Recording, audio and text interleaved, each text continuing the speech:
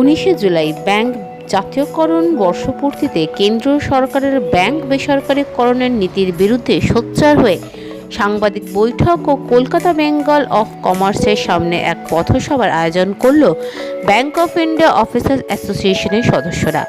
এই সভায় নেতৃত্ব দেন উক্ত সংস্থার সর্বভারতীয় সম্পাদক শ্রীযুক্ত সঞ্জয় দাস মহাশয়।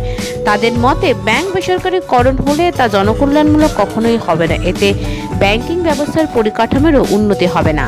দেশের সাধারণের অধিকাংশ খেটে খাওয়া মানুষ, তাদের আশা ভরসা বিশ্বাসের জায়গা সরকারি ব্যাংক।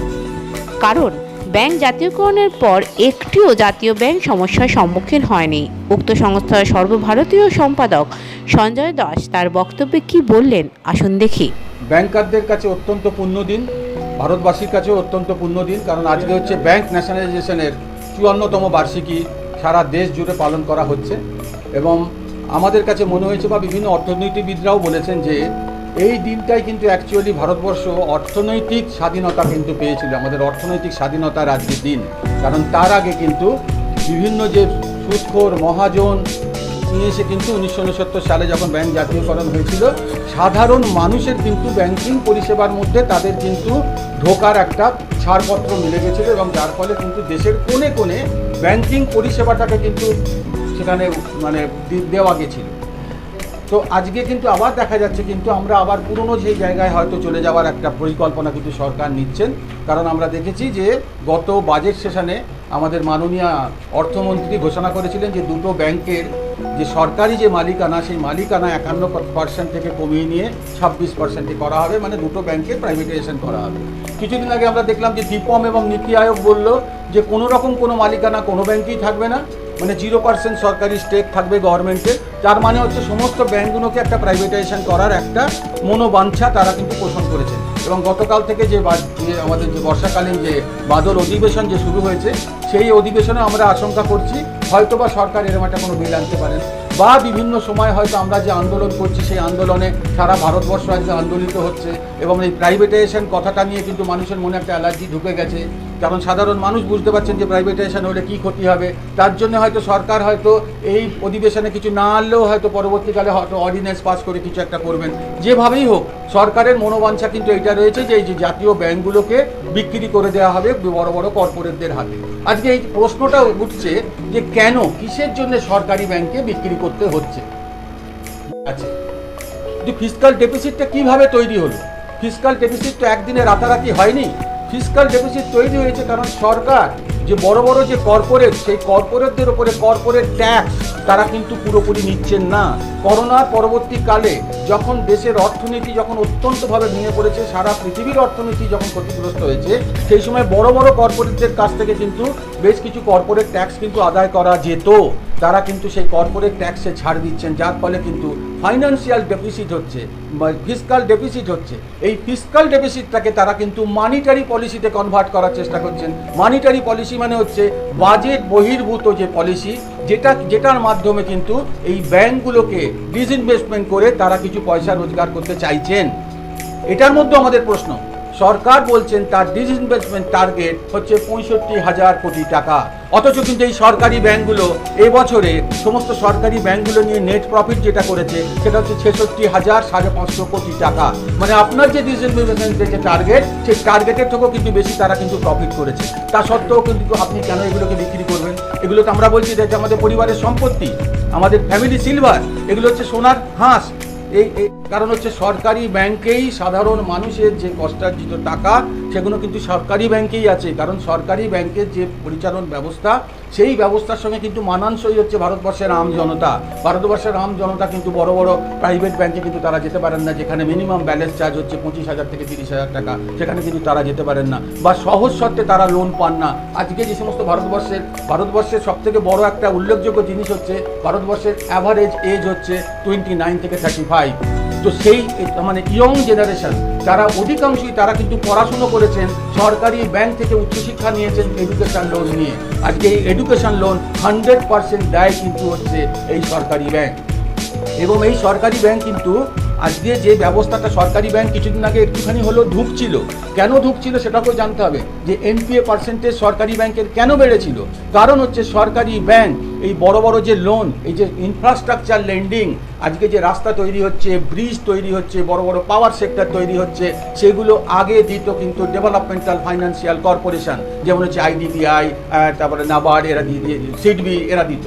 কিন্তু পরবর্তীকালে 2004 সালের পর থেকে সিডবিকে কমার্শিয়াল ব্যাংক করে দেওয়া হলো এবং 2008 সালে যখন গ্লোবাল রিসেশন শুরু হয়েছিল, সেই সময় কিন্তু যেহেতু সারা পৃথিবী জুড়ে মন্দা শুরু হয়েছিল, তখন কিন্তু এই বড় বড় কর্পোরেটদেরকে ফরেন কান্ট্রি থেকে যে টাকার যে যোগান দিত, সেই যোগান কিন্তু বন্ধ হয়ে গেছিল এবং সেই সময় এই কাজটা ন্যস্ত হয়েছিল সরকারি ব্যাংকের ওপরে।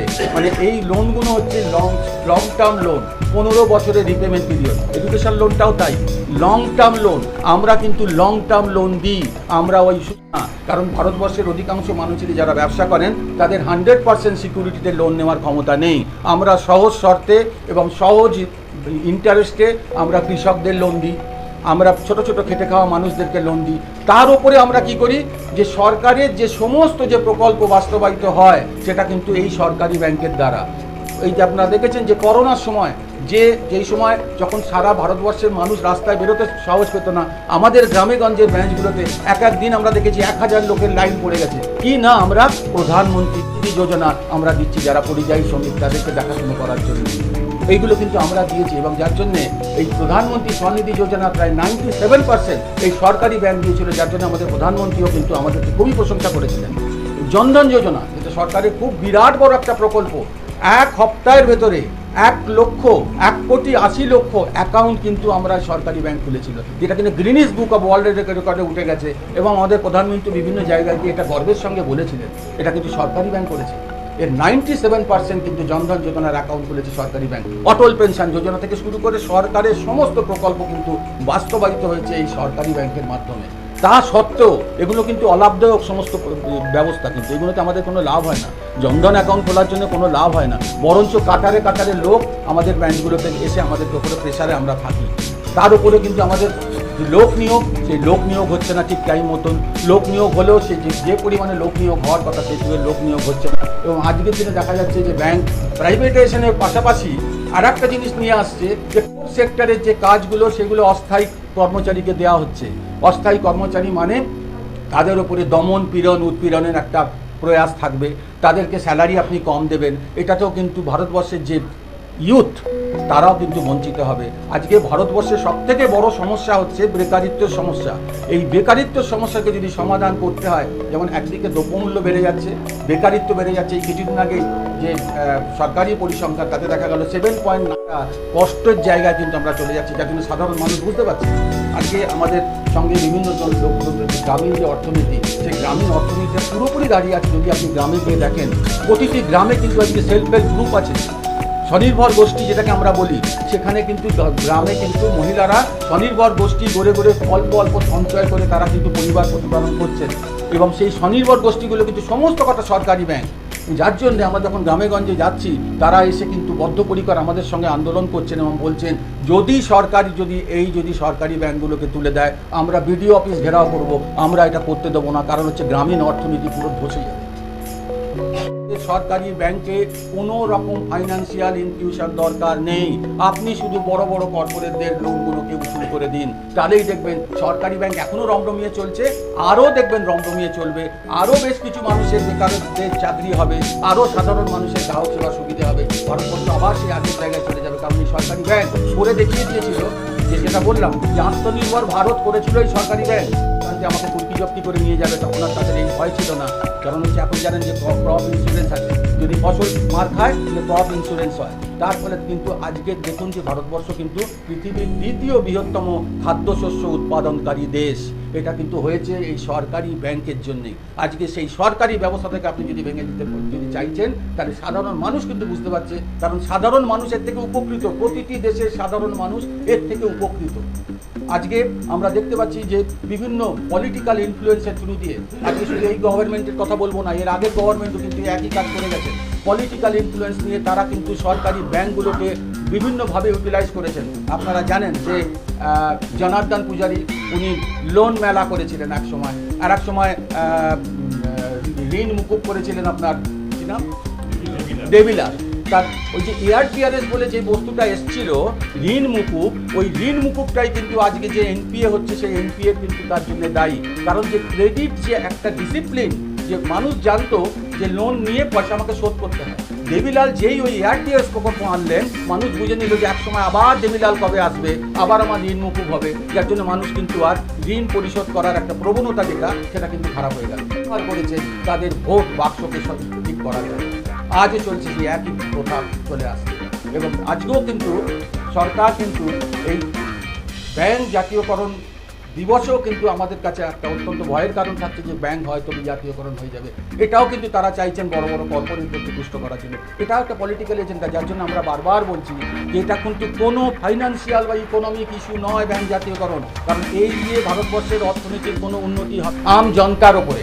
তার মানে হচ্ছে এটাকে আমরা বলি যে privatisation of the profit and the nationalisation of the loss. যখন প্রফিটটা হচ্ছে তখন আমি সেটাকে প্রাইভেট করে দিচ্ছি, আর যখন লস হচ্ছে তখন আমি বলছি জাতীয় বিপর্যয়, মানে সাধারণ মানুষের ঘরে চাপিয়ে দিচ্ছি। এর জন্যই কিন্তু আজকে ভারতবর্ষে দরিদ্র আরও দরিদ্র মানুষ হয়ে যাচ্ছে, ধনী আরও ধনীতর হচ্ছে।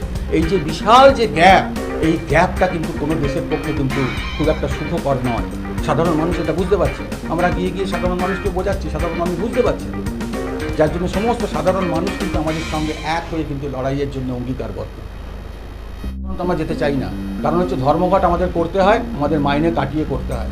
কারণ ব্যাংকে এমনই একটা পরিষেবা যে আমরা যদি সেই দিনকে ধর্মঘট করি, সেই দিনকে কাজটা কিন্তু অন্য কেউ করে দেবে না, পরের দিন এসে কিন্তু আমাদের ডবল কাজ করতে হয়, এবং দ্যাট টু আমরা আগের দিনে কিন্তু স্যালারি পাই না। অতএব ধর্মঘট করতে গেলে কিন্তু আমাদেরকে চিন্তা ভাবনা করে করতে হয়। ধর্মঘটে যেতে আমাদেরকে বাধ্য করা হয়, কিন্তু ধর্মঘট যেহেতু আমাদের কাছে শেষ অস্ত্র, সেই যখন আমরা দেখবো যে আমাদের দেয়ালে পিঠ থেকে গেছে, আমাদের কাছে অন্য কোনো অস্ত্র নেই, তখন আমরা সেই অস্ত্র প্রয়োগ করতে বাধ্য হব।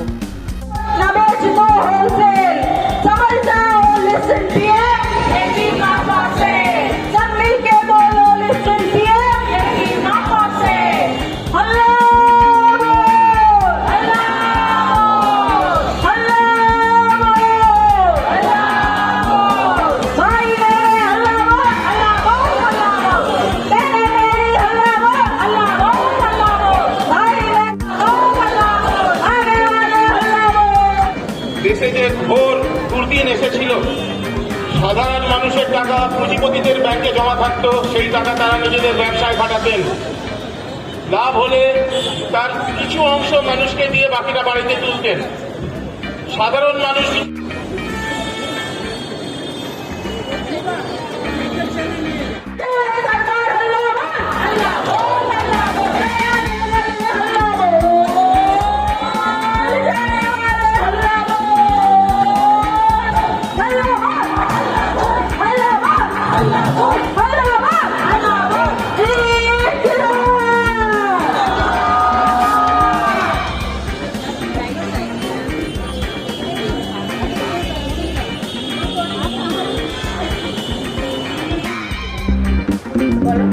আমি Sanjay Das, all India nationalised bank officers ফেডারেশনের সর্বভারতীয় সম্পাদক।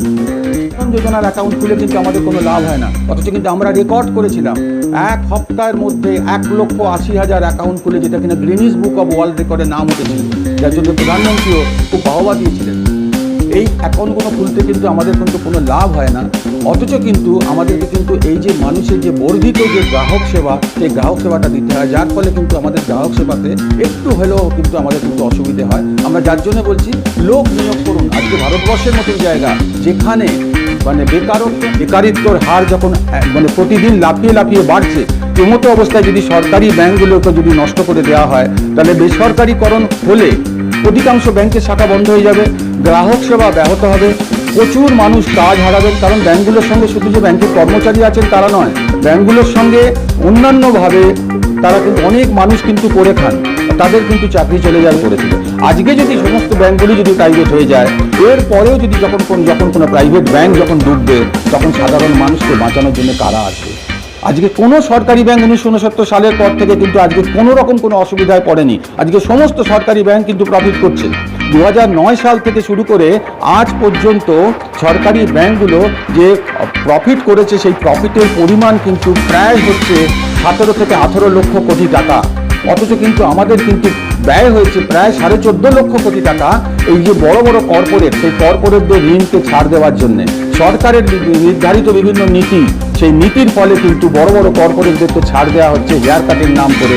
এক একটা বড় বড় কোম্পানিকে 90% তাদের ছাড় দেওয়া হচ্ছে, আর ছাড় দিয়ে কিন্তু এই ব্যাংকগুলোকে দেউলিয়া ঘোষণা করা হবে, করে কিন্তু তাদের হাতে দেওয়া হবে। ওই সমস্ত কর্পোরেটরা যারা ঋণ খেলাপি তাদের হাতে কিন্তু ব্যাংকটাকে দিয়ে দেওয়া হবে। মানে সাধারণ মানুষের কথা কেউ চিন্তা করছে না।